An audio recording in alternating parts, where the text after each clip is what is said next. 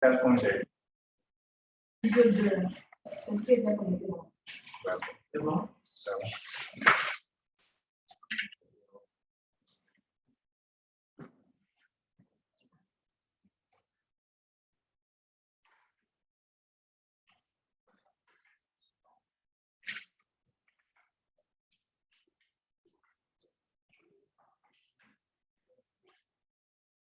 Ok, madame.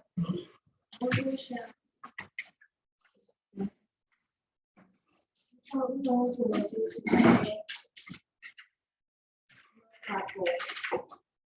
Présenté par Ambrose Davier, Stéphanie que je suis et Tony Fibéra.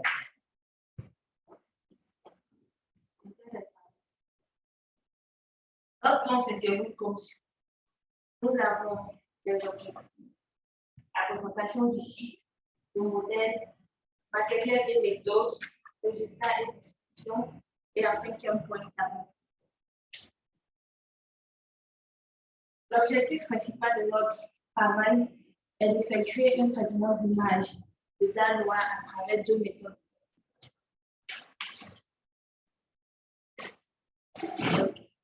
Un objectif spécifique, nous allons faire le traitement de l'image par la méthode biodata de la classification non superficielle et faire le traitement de l'image par la méthode de maximum de vraisemblance. Étude de présentation de notre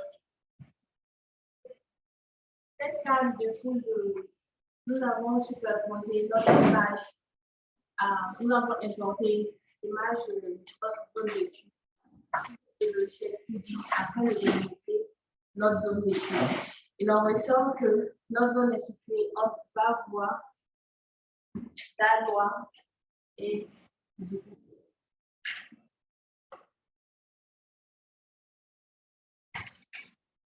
Notre zone est en grande partie agricole car elle est une grande zone productive de café cacao en Italie, mais aussi de cultures industrielles et maraîchères. Bavois étant celle qui détient une grande partie de notre zone d'étude est un vaste territoire de 6 233 km² avec une population de 286 182 habitants.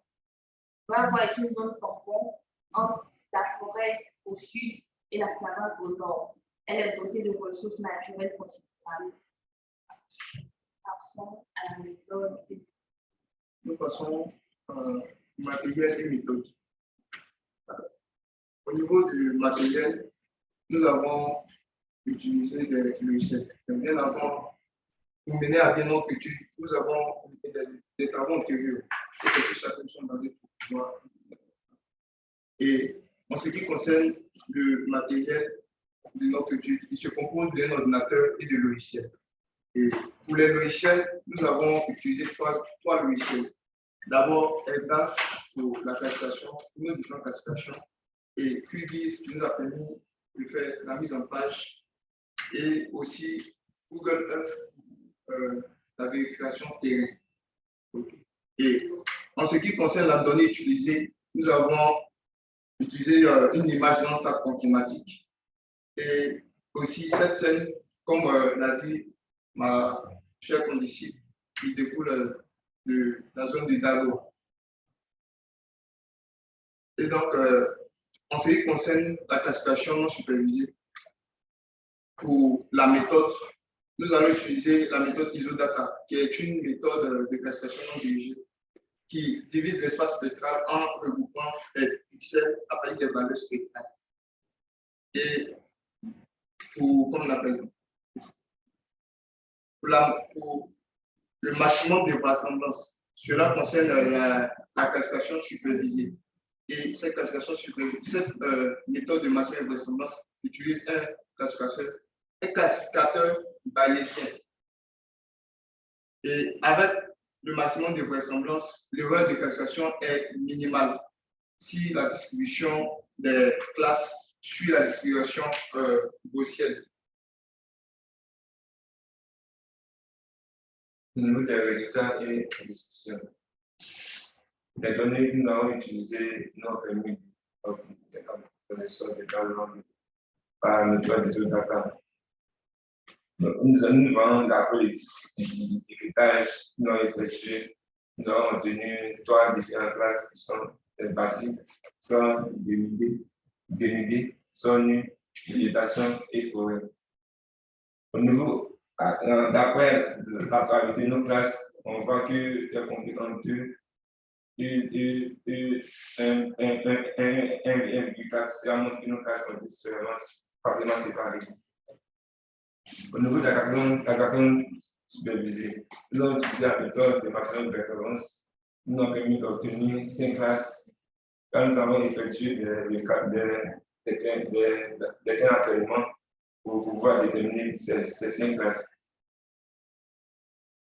Au niveau des normes de confusion, on voit que diagonale, nous avons nos différents segments utilisés pour faire la question supervisée.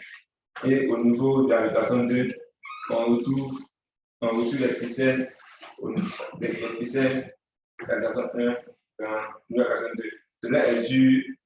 Cela est dû à la statistique spectrale des 2 végétations qui sont proches. Cela nous a permis de calculer la position globale des compris entre 49 et coefficient kappa qui réduit du 49. Le coefficient kappa obtenu ici de la calculation est de 49,38 pour l'image dans loi 2. Cela signifie que les pixels de l'image ont été correctement classifiés.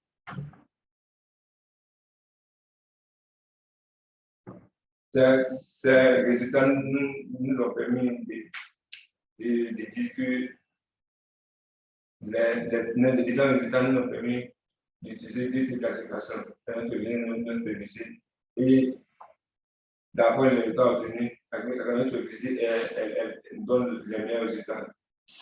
Au niveau du coefficient kappa qui est 2%, nous obtenons une excellente accord d'après Al.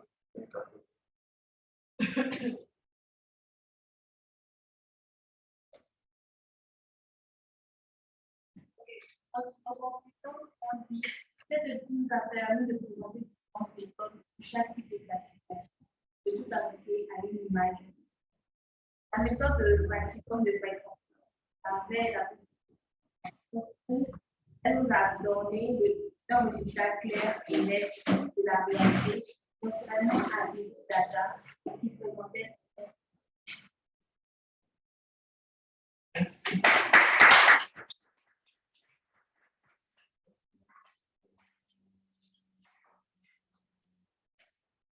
Alors, à tout le monde.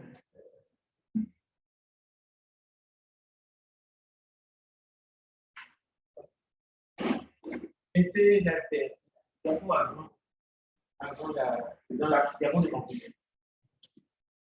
Là, ça va s'adresser à tout le monde.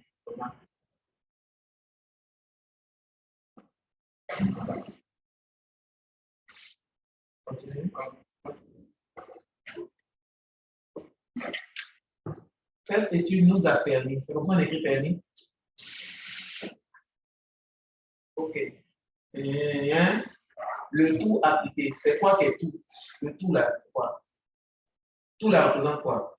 Parce que je vois un nuel là. On continue. Un résultat clair, net. Bac plus 5, c'est inadmissible. Ça veut dire 2 choses. Soit vous êtes incompétent en français, soit vous n'avez même pas pris la précaution de lire. Et vous êtes 3. Et parmi vous 3, il n'y a même pas un qui a pu identifier qu'il y a eu ça. Ça veut dire que ça s'est fait vraiment dans la précipitation. Comme je dis, ça ne s'adresse pas à vous, ça s'adresse à toute la classe. Vos rapports là, c'est des erreurs bêtes comme ça que je dis. Et ce n'est pas normal, pas plus 5. C'est inadmissible. On peut se tromper une fois en passant, on fait des erreurs. Nous tous, on en fait moins. Parfois, je fais des mails. Je te dis que puis dis là, je mettais. Après, j'envoie un message. Hey, SCS, une fois en passant. Mais pas dans 10 erreurs dans un petit texte. Non, ce n'est pas normal. Ça veut dire que vos rapports de mémoire, de master, j'imagine un peu ce que ça va être. Parce que le nombre de pages sera plus important. Donc, le nombre d'erreurs va être multiplié. Ça porte un mauvais jugement sur vous. Donc, quand vous faites quelque chose, la première chose que vous faites, c'est de vous relire. Et comme je dis, vous êtes 3. Un encore est fatigué, c'est normal. Mais 3, là, vous étiez fatigué au même moment sur les mêmes erreurs. Ce n'est pas possible. Donc, vous tous, hein, comme je dis, ça s'applique à toute la classe. Ce n'est pas eux seuls. Ce sont les premiers, ce sont les cobayes. Mais vous tous, vous allez voir, pour vous, là, je vais dire, pour chacun, là, je vais dire.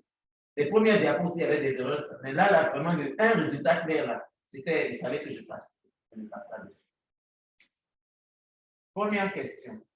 Vous dites que vous vous basez sur des travaux antérieurs. Mais c'est quoi les travaux antérieurs? Un matériel et méthode. Mais à défaut de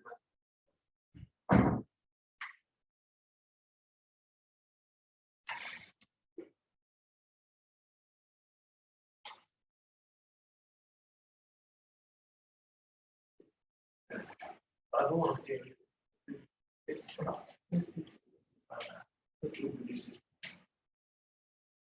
Quand vous vous basez sur les travaux antérieurs, qu'est-ce que vous allez tirer des travaux antérieurs? Quels étaient ces travaux antérieurs?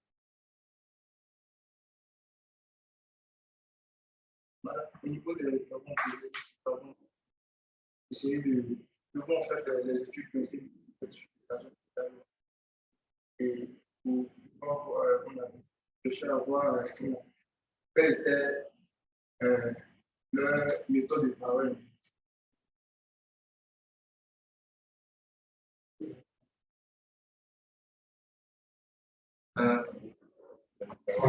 Les richesses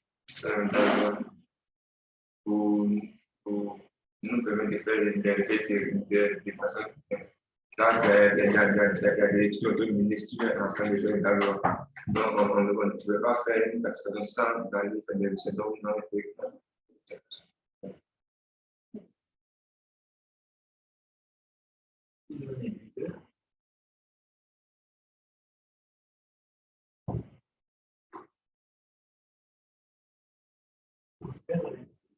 Je pose la question parce que tout le monde a fait la même chose. Ou encore, il y a des bribes de réponses dans ce que vous dites. Mais les autres ont fait la même chose. Donc, je ne répondrai pas maintenant. Je vous laisse me répondre. Comme je vous dis, je ne suis pas satisfait de la réponse, mais dans la présentation, vous avez dit quelque chose qui vous rattrape. Mais dans ce que vous dites là, il n'y a pas encore la réponse. Dans la présentation de vos résultats, vous présentez la séparabilité.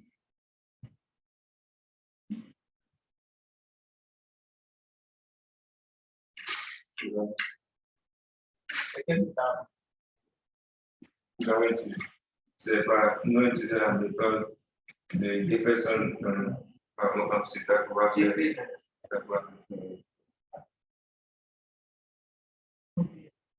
c'était le seul paramètre et que vous présentez, il n'y a pas de souci.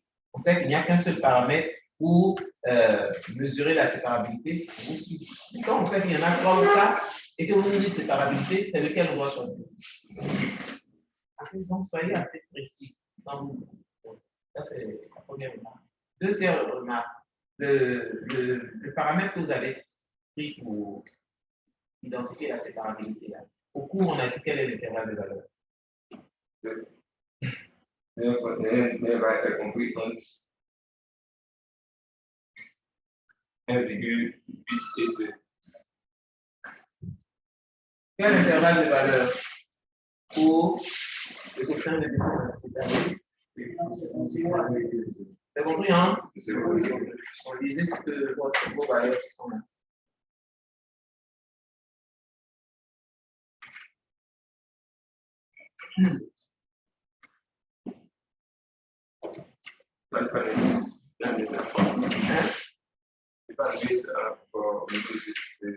Tu veux faire quoi? La programme dirait désolé pour voir. Je ne peux pas faire désolé pour lire. Nous tous on lit. On dit séparabilité, par exemple, si je prends ton test avec séparabilité là, entre 1 et 9 là, c'est quel chiffre qui en va? 2000. C'est 2000.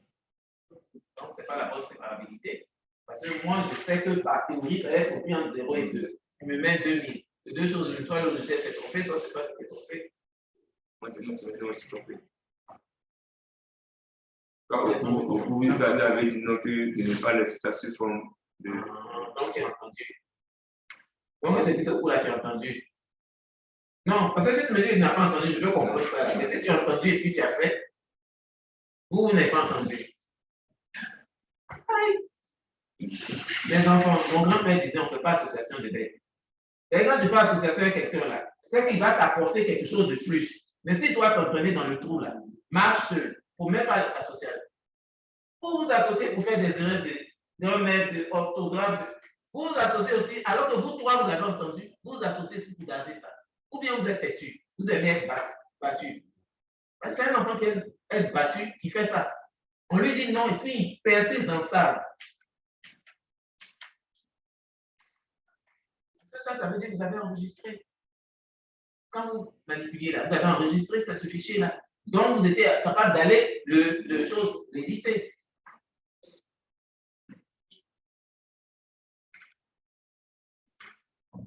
OK. Dans vos classes, là, ici, là, regardez la classe 3 et puis la classe 4, là. Expliquez-moi. Moi, je ne comprends pas la différence entre elles. Classe 3, c'est quoi? Classe 4, c'est quoi? Quelle est la différence entre sol dénudé et sol nu?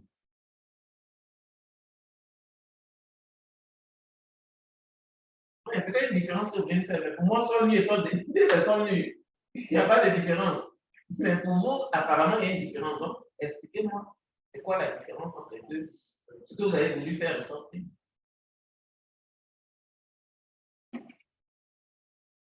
Donc, ça veut dire que l'étiquetage était mauvais. Pas un bon étiquetage. Vous ne pouvez pas faire sol nu et sol dénudé là. Je ne sais pas. Hein. Ou bien les enfants, quelqu'un peut m'expliquer. Parce que pour moi, c'est la même chose. Donc, la seule remarque que je peux dire, c'est que ce n'est pas le bon étiquetage. C'est quelque chose d'autre. Peut-être que le 3 là, c'est dénudé, et puis le 4 là, c'est autre chose. Ou le 4 là est vraiment sol nu là, et c'est le 3 là. Mais en tout cas, il y a un des deux qui ne représente pas ce que vous pensez. D'accord? Parce que c'est la même chose sur lui et sur lui. Hein? Ça veut dire qu'il n'y a rien de dessus, non? Ou bien, je ne sais pas, en français, là, quand tu es dénudé, là, ça veut dire nuit. Hein? Hein? C'est ça? Non, pas bon. Puis bâti, il n'y a pas de thé à la fin. C'est plus simple. Ok, donc il y a une question que je veux vous poser, mais ça va s'adresser à tout le monde. Donc j'attends ça. J'attends les tours pour pouvoir poser la question. Je ne vous ai pas précisé le type d'image que je vous ai donné par rapport à ça. Vous n'avez donné aucune information sur l'image. Ok. J'ai compris ça dans vos rapports. Parce que quand on me parle de Landsat informatique, c'est qu'on n'a pas compris. On n'a même pas fait des recherches. Parce que dès qu'on parle de canal informatique, il n'y a qu'un seul service qu'on parle de informatique. Pour ceux qui ont perçu un peu ce nom, c'est quel satellite? C'est quel satellite?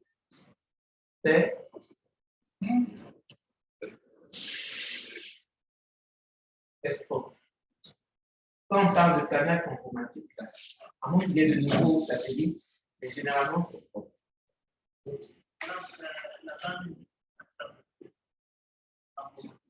Ils ont mis informatique, c'est précisé.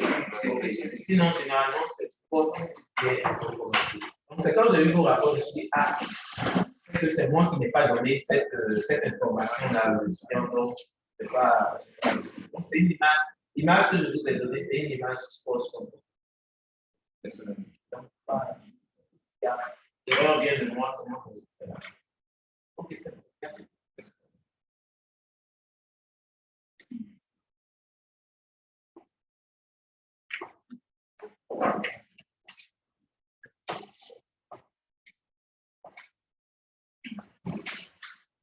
Une autre de en place.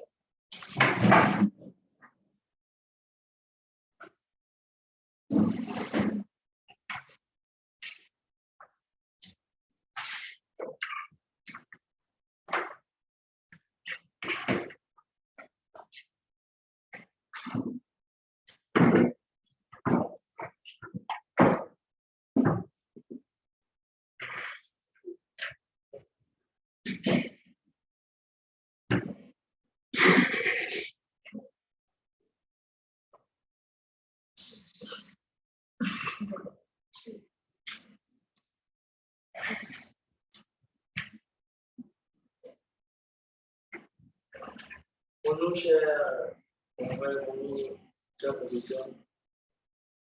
L'exposé que nous avons présenté a pour terme classification non dirigée et dirigée du typage sanitaire à l'aide de cette instance. Notre exposé va se présenter sur une partie. D'abord, une introduction qui va permettre de situer le contexte, les matériels et la méthodologie qui seront utilisés, les résultats et qui seront ensuite discutés puis une conclusion. Tout d'abord, l'occupation du sol désigne pour la FAO 1998 la couverture biophysique de la surface des terres émergées, donc le type d'usage ou non-usage. De ce fait-là, un enjeu important qui ressort est de comprendre les tendances en termes de changement d'affectation des terres, leur explication et les effets de ces changements-là, impacts immédiats et différés, locaux et globaux. La télédétection a apporté une véritable révolution pour la connaissance et le suivi des surfaces du sol. De nombreuses études ont été menées dans cette perspective-là en Côte d'Ivoire. Précisément, la forêt classée du Haut-Sassandra par OSPAL en 2003, le parc national de la Marawe par Dibi Inda 2007. Le but de cette étude est de déterminer l'occupation du sol à travers plusieurs méthodes de classification. De nombreuses méthodes existent. Les cas particuliers, comme les cas particuliers de l'occupation du sol, de la télédétection et l'extraction d'objets subclassiques et linéiques. Comment cartographier le mode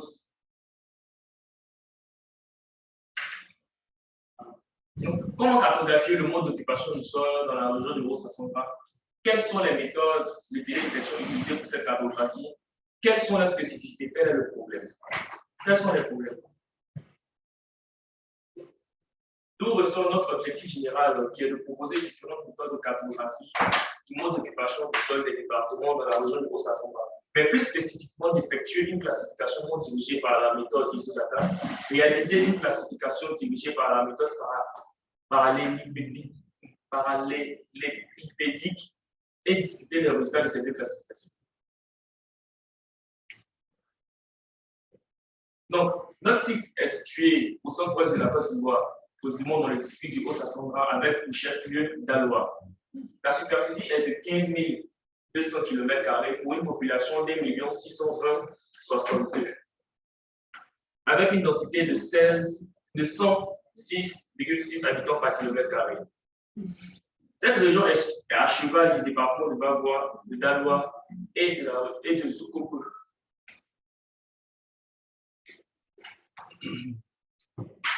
Afin d'atteindre ces objectifs, nous avons eu recours à plusieurs matériels, en l'occurrence Google Earth, qui va nous aider à voir mieux discriminer les différentes classes de notre base de critères, et DAS Engine, Imagine, pour pouvoir faire les classifications non supervisées et supervisées, et faire d'autres travaux dessus.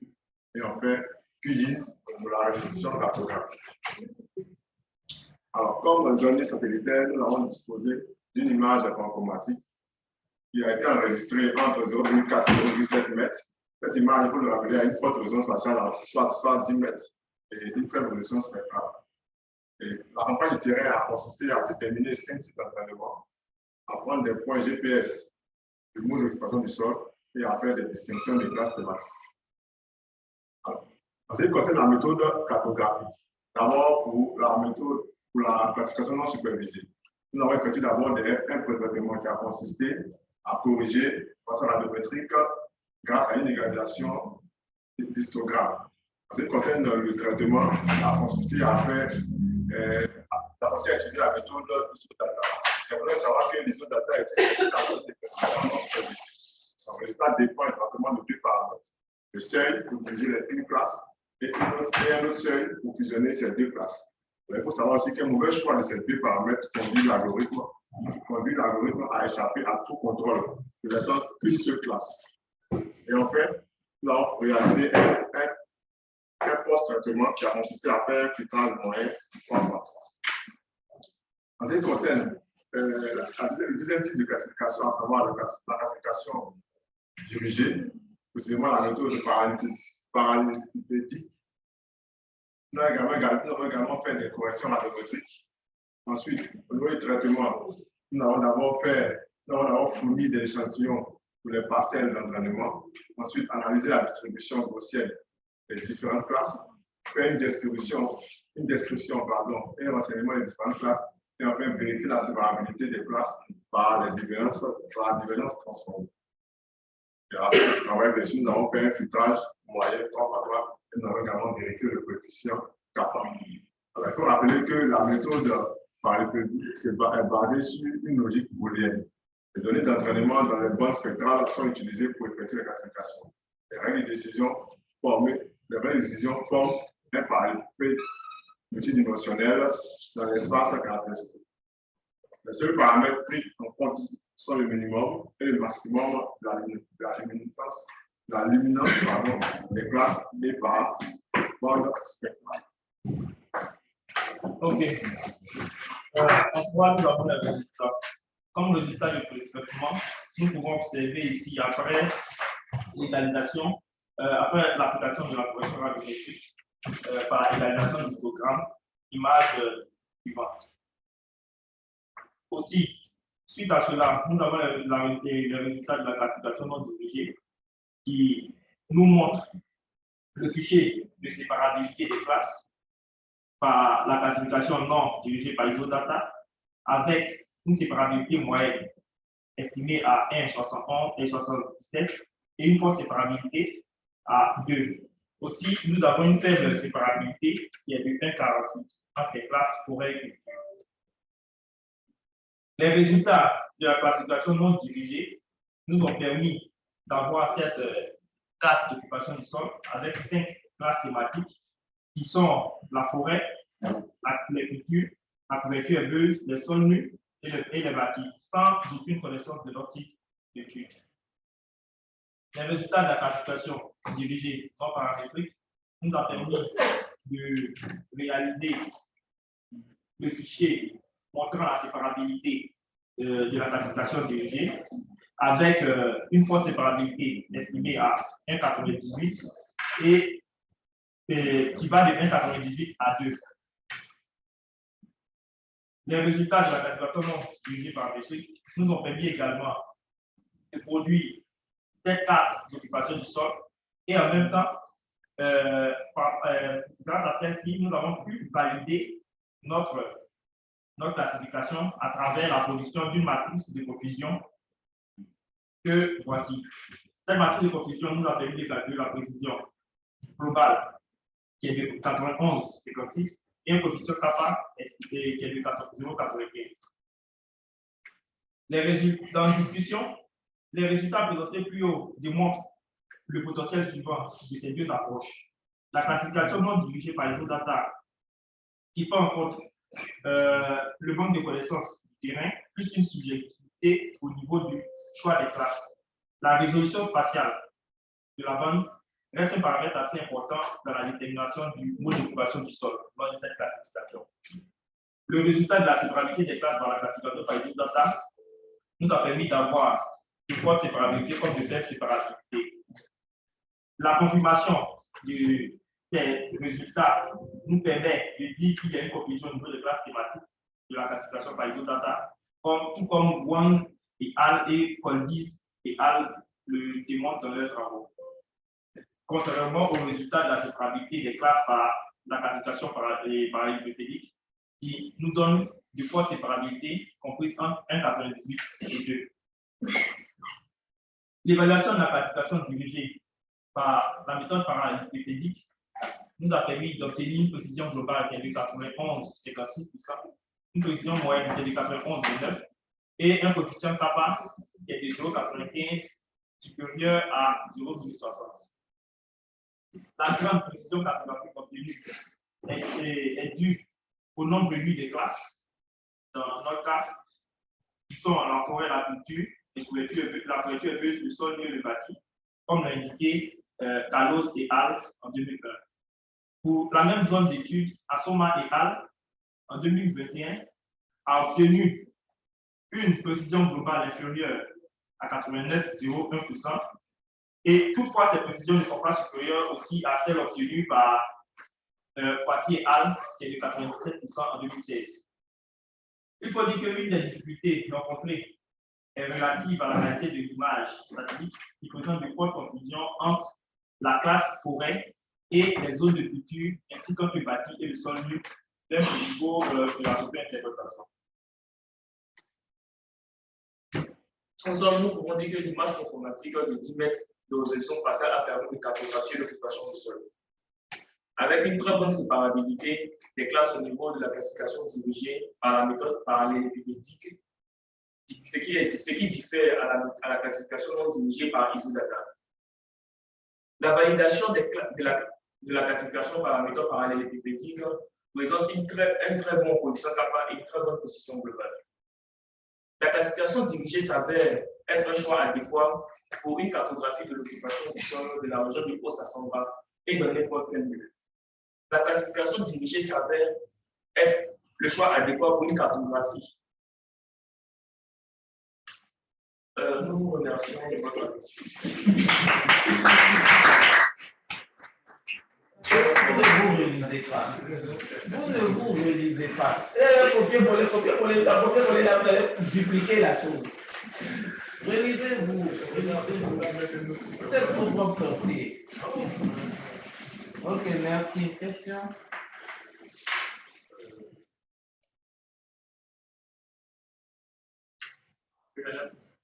Moi, c'est pas une question, mais c'est concernant la conclusion. Dans ses propos, il a dit, si on peut revenir à comment il a parlé de la classification avec un choix adéquat pour une cartographie dans le nouveau central et dans n'importe quel lieu. Bon, le fait de mettre n'importe quel lieu est un peu parce qu'il faut qu'une étude, tant que tu n'as pas mené une étude bien approfondie, tu ne peux pas déjà émettre cette hypothèse. Donc, de n'importe quel lieu là, pour moi, il faudrait déjà naturellement le lever. Parce que c'est des trucs au sens mais il y a des choses. Donc, tu ne peux pas. Une affirmation qui n'est pas forcément vérifiée. Donc, c'est ce que je veux dire. Je tiens vraiment à préciser parce qu'ils ont fait sortir plus d'informations. Plutôt dans la discussion de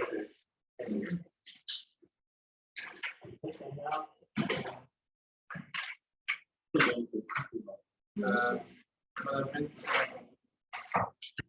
je vous remercie d'abord pour la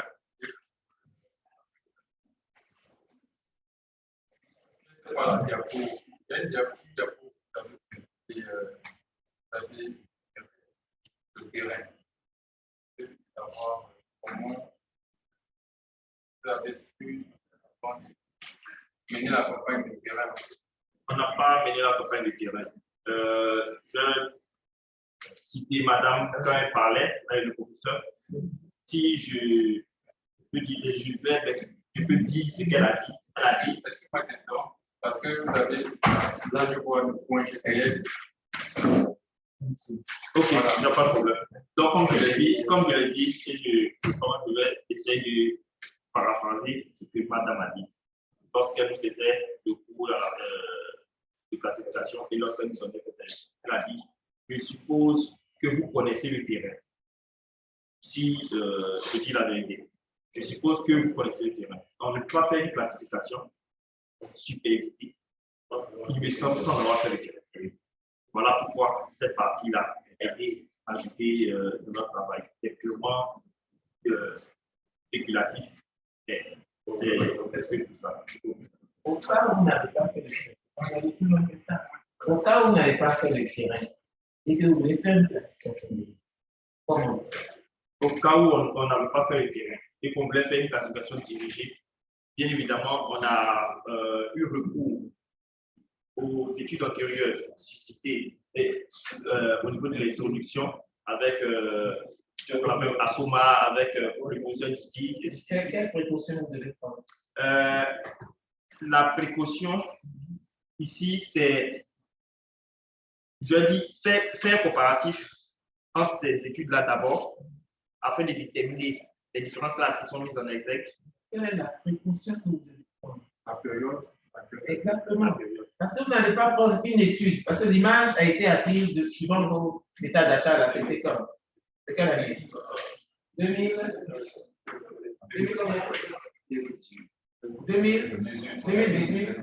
combien 2018, ok. Donc, l'image a été modifiée au dernier moment en 2018. Donc, vous n'allez pas prendre des études de 2002, par exemple. La pyramide. Donc, il faut vraiment, ça je dis dans toute chose, il faut être précis, il faut indiquer ce que vous faites. Au moins, ça ne laisse pas la latitude à celui qui est en train de vous juger de mal.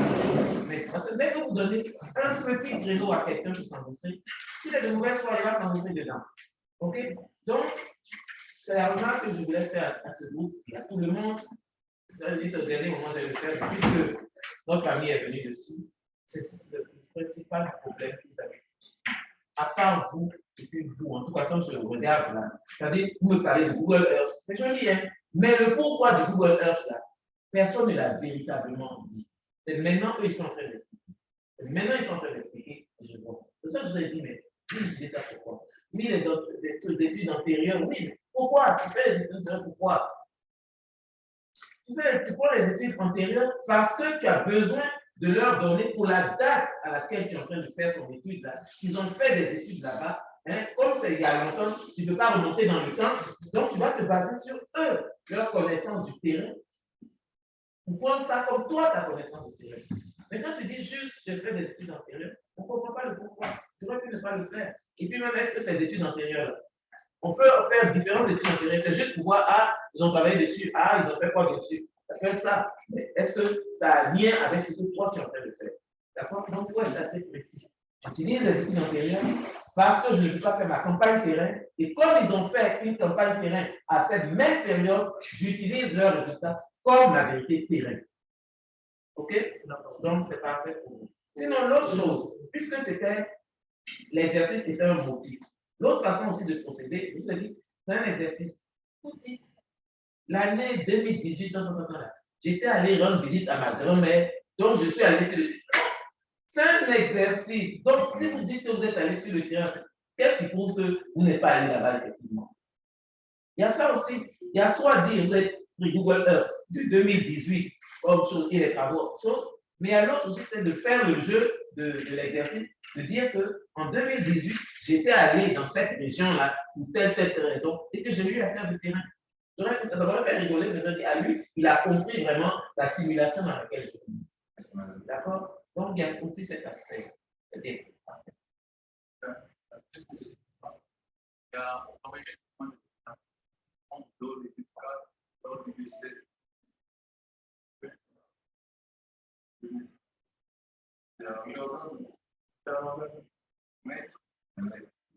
il faut mettre le début.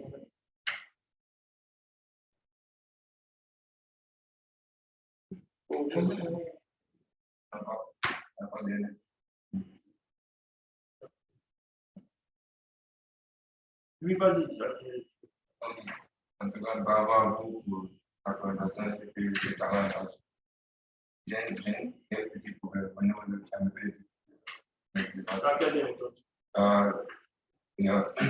méthode par la musique. Vous pouvez essayer de m'expliquer.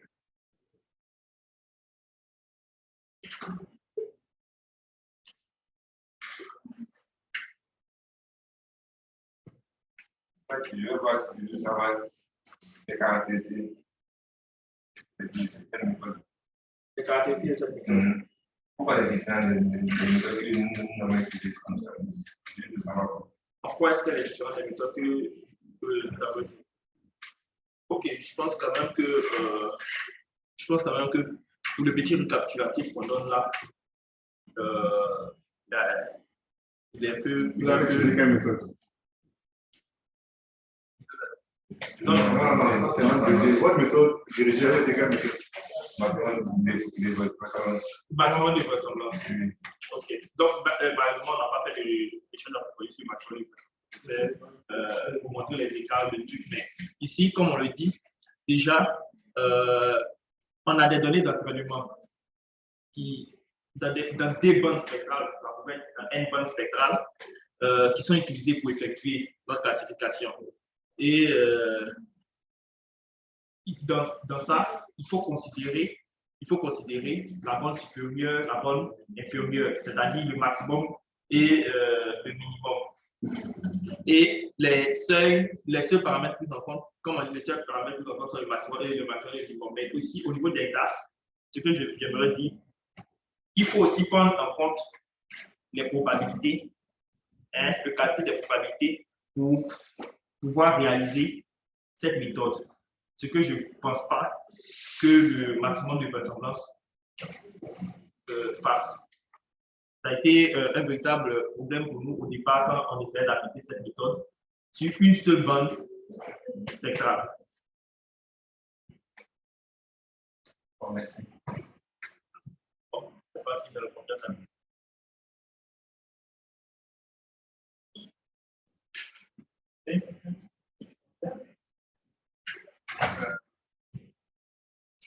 On apprend que vous avez appliqué une correction à l'université. Je voulais savoir quel a été l'intérêt d'avoir fait cela parce que je me dis que l'image, cette image-là a été finalisée. C'est la raison pour laquelle on n'a pas appliqué même une correction géométrique. Donc, si une correction géométrique n'a pas été en fait appliquée, ça veut dire que même la correction géométrique aussi a été déjà appliquée. Maintenant, à votre niveau, quel a été l'intérêt d'appliquer, je vais dire, on pris cette référence au début. Merci pour ta question. Déjà, quand tu as dit on ne nous a pas imposé, je ne crois pas que Mme aussi a dit ce qu'on devait faire exactement. On a un travail à faire, donc on utilise les moyens qu'il faut pour pouvoir faire le travail au mieux. Alors déjà, nous, le type de la correction radiométrique, c'est pourquoi?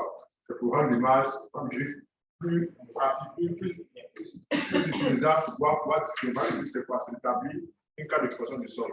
Donc, tous les travaux que vous pouvez faire, qu'on peut faire pour pouvoir discriminer au mieux les éléments présents sur la carte qu'on le fait. Nous, la nécessité, quand on a vu l'image brute, premièrement, tu regardes, tu vois la différence. Quand tu vois l'image non traitée, on suppose que l'image qu'on a reçue du professeur et l'image après traitement, on voit correctement que les éléments sont plus visibles et on a une texture encore mieux qui permet de pouvoir mieux discriminer les différents éléments. Donc, c'est un peu le type dans lequel nous avons réalisé ce traitement. Oui, monsieur. J'ai une question, c'est toujours sur cette même diapositive. C'est toujours sur cette même diapositive. Est-ce qu'une correction radiométrique est égale à une égalisation d'histogramme? Ici, j'ai tiqué quand j'ai vu ça dans EDAS. Ça, j'ai tiqué. Mais j'ai pu utiliser des mots du logiciel dans lequel nous étions. En fait, quand il fait une égalisation d'histoire, il ne touche pas en fait les niveaux de gris véritable de l'image. Ce n'est que du visuel. Ok? C'est le visuel qui est transformé, mais ce n'est pas la base de données qui est transformée. Donc, vous voyez mieux certaines choses, mais les niveaux de gris qui sont dans l'image sont pas. Ça ne change pas. Ça ne change pas. C'est juste le visuel. C'est juste après le visuel. Madame, c'est quoi la radiométrie? C'est une amélioration. Pas une correction radiométrique. C'est une amélioration.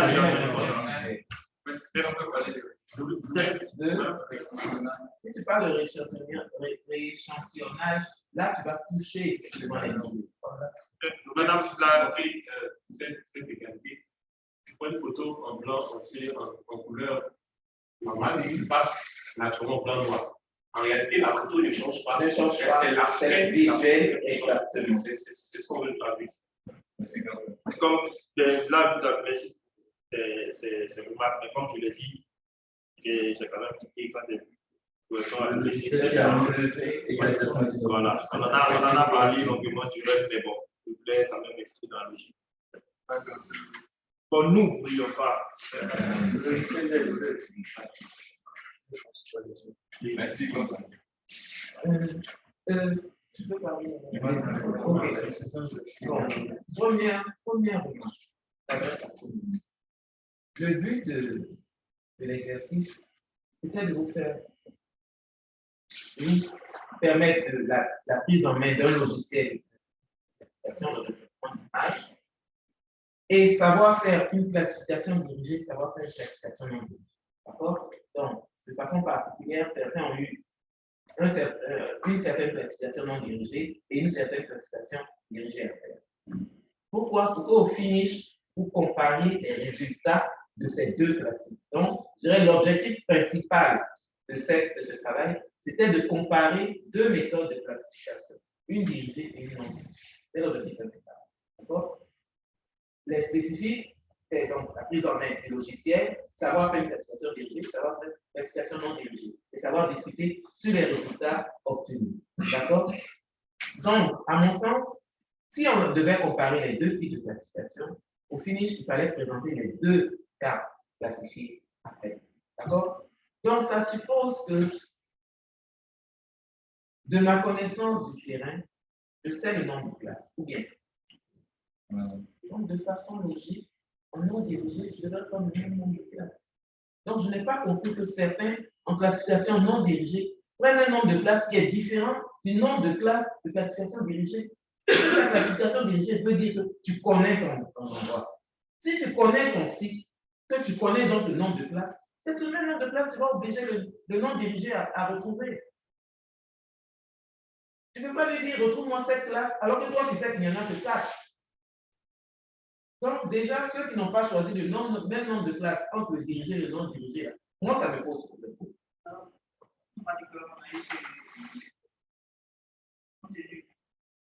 On avait identifié les différentes classes non dirigées.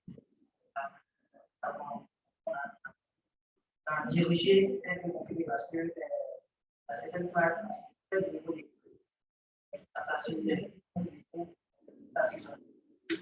en dirigé. En dirigé, vous avez identifié par exemple 4 classes et lui, il n'en a créé que 3. En dirigé. C'est le contraire, vous voulez dire. On a fait les. En dirigé, tu ne peux pas te fusionner. Tu ne peux pas te fusionner. Pourquoi je dis ça? Parce qu'en dirigé, si tu définis 4 classes, il va te sortir 4 classes. La seule chose, c'est que quand tu fais tes signes d'entraînement et qu'il te crée tes signatures spectrales, tu vas vérifier la séparabilité des classes. Or, généralement, vous ne vérifiez pas la séparabilité des classes, vous lancez la classe. Parce que la séparabilité va te dire effectivement que ces classes-là sont distinctes. Donc, si elles sont distinctes, il va te les créer en 4, il ne va pas te les créer en 3. Par contre, en non dirigé, tu peux demander 4 et puis il va te créer que 3. L'exemple, c'est qu'on avait des images, on avait une autre, on avait les parties. Donc, en classification, dans tous les deux cas, supprimer la route. Ça, moi, je n'ai pas de souci avec. C'est possible.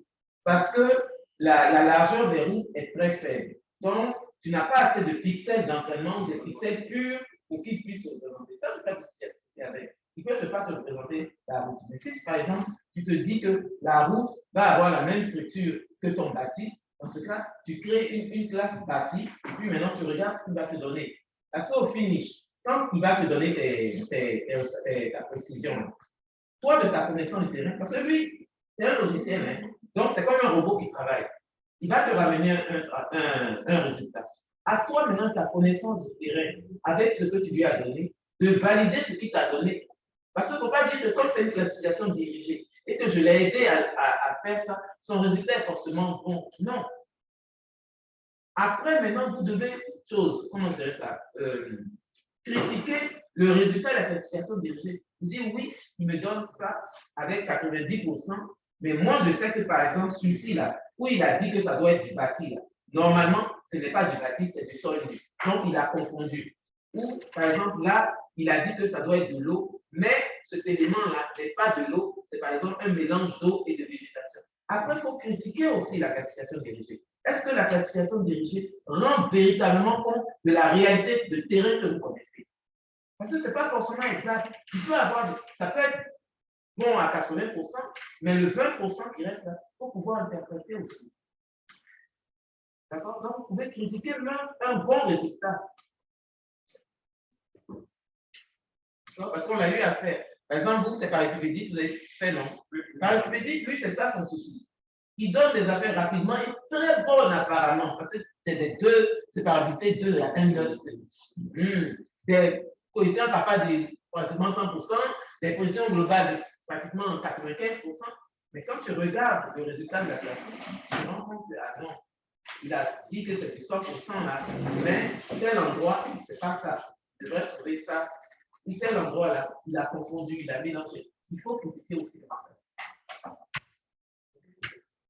Bon, pour aborder de votre sens, on a été tous étonnés même par rapport à nos résultats. C'était trop bon. Pas qu'ils étaient trop bons, mais par rapport à la classe bâti et puis sol nu, et puis forêt, et puis culture qui tendait à être confus à certains endroits parce qu'on a identifié certains endroits comme par exemple au niveau de la tâche humaine là, et puis ici, où on a identifié des cultures toujours au bas là. Et malheureusement, on n'a pas retrouvé les mêmes choses après la classification. Ce qui aurait été bien, c'est que vous mettiez ça et puis l'autre. Comme ça, vous pouvez bien comparer. Parce que voilà ce que mon nom dirigé a dit, voilà ce que mon dirigé a dit. Est-ce qu'on retrouve la même chose? Ne serait-ce que déjà même en superficie. Là, il va trouver, je ne sais pas, par exemple, une superficie de n'importe quoi, 3 mètres carrés. Pendant qu'en classification dirigée, il va me trouver 1 mètre carré. Est-ce que c'est normal qu'on en trouve moins là plutôt que là? Il y a tout ça. Parce que, comme je dis, c'est une comparaison de 2 types de classification. Donc, au finish, il faut comparer les 2 résultats. Et ce qui est bien avec vous, vraiment ce que j'apprécie avec vous, c'est que ce sont les mêmes couleurs que vous avez utilisées pour la classique non dirigée et pour la classique dirigée. Donc, véritablement, on pouvait comparer. Alors qu'il y a certains groupes, d'abord, comme je dis, le nombre de classes n'est pas le même. Donc, déjà, ça me pose problème. Mais en plus, ce n'est pas les mêmes couleurs. Donc, il faut aller chercher, bon, bâti ici, là, c'est quoi? C'est jaune. Okay. Ici, la bâti, là, c'est quoi? C'est rouge. Donc, maintenant, essayez de faire une comparaison entre les 2 types de classification. Mais vous, vraiment, ça, j'apprécie. Vous avez dit exactement les mêmes couleurs. Donc, c'était facile à comparer. Mais vous n'avez pas compris. Mais c'était bon. Maintenant, vous avez parlé de seuil dans votre classification non dirigée. Vous avez parlé d'un fameux seuil qu'il faut mettre, sinon. Voilà, votre. Expliquez-moi cette affaire de seuil, là, je n'ai pas compris. Madame, ça, c'était dans la recherche au niveau des travaux pour expliquer ce que c'est que l'ISO-data. Mais vous n'avez pas, vous connaissez automatiquement ce qu'il vous propose. Voilà, parce qu'on a l'impression que vous allez faire. Pour expliquer la spécificité de l'ISO-data, on était obligé quand même de chercher quelque chose à. Dans le post-traitement de la classification non dirigée, vous parlez de fenêtre étoile. C'est quoi ça? Vous dites fenêtre carrée ou fenêtre étoile? Classification non dirigée? Oui, dans la classification post-traitement, vous dites le filtre médian calcule une médiane pour chaque pixel, sa valeur à la médiane est appliquée à l'aide d'une fenêtre carrée ou étoile. C'est pas là? Non, c'est dans votre rapport, je dis ça. Post-traitement de la classification non dirigée. C'est le schéma en fait. Comme c'est un logiciel, je crois que dans le logiciel, tu vas appliquer ça, tu vas appliquer le traitement, le post-traitement là. Le schéma qu'on suit dans les DAS, c'est ça qu'on essaie de décrire un peu. C'est-à-dire, on va ici, on peut faire. Oui, mais étoile là, ça va. Moi, je ne comprends pas l'étoile là. Madame, je peux venir. Oui, bien dit. Post-traitement. La médiane est appliquée à l'aide du spectacle. Hein? Vous voyez, vous ne vous réunissez pas. C'est pas bien, parce que ça va vous donner le bâton pour vous frapper. Ok, ça peut aller, merci.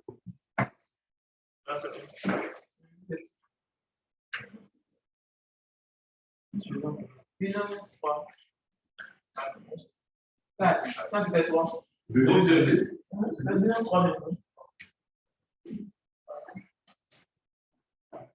J'espère que c'est vous cinquième.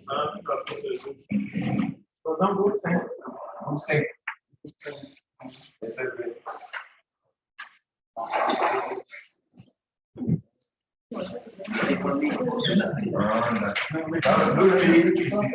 Arrêtez l'enregistrement et puis vous relancez. Parce qu'apparemment, quand ça fait trop la fin de